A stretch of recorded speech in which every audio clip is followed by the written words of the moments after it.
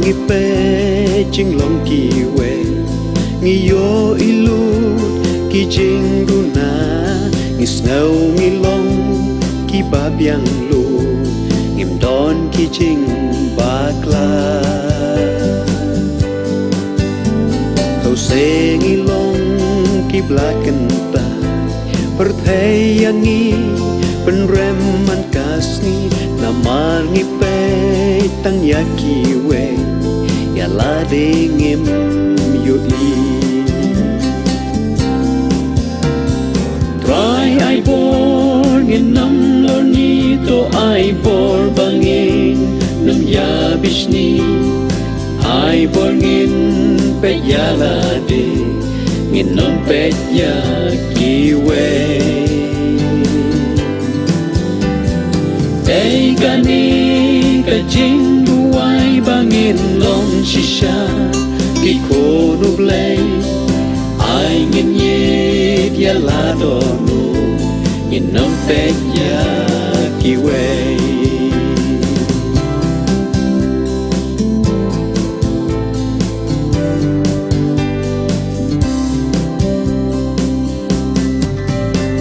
ka phangin long ki ba kalu man nam yos ngau jing long trong ki we la da ngi long ki ba pen thu pat pen mong ya ki we ka phangin long ki bong nang quen pan ya ka ba ngi pa dia thala bangin bishal tang ya ki we ka long ka ba bakla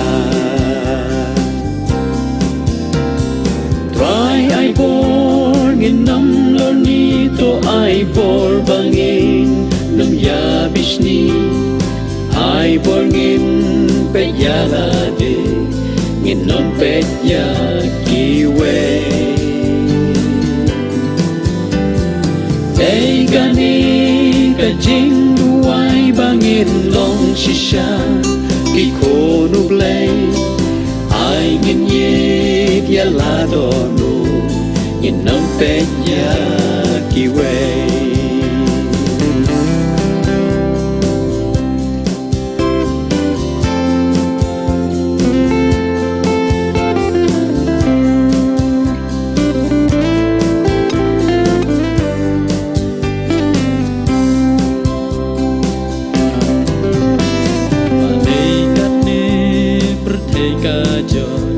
để tăng namar ngi pe ya ki we ya la de pa ngi bu pa drum nim chu du na e e các tiên play ka la friend shine ban yo ya ki we ba ki kham ha ban khen kor e tang ya la de ka long ka ba bakla try I born in nam lor ni to I bor bangin nam ya bishni I born in pe ya la de ngin non pe ya ki we ei gani ka jing duai bangin long shisha ki kono blay ai ngin ye dia la do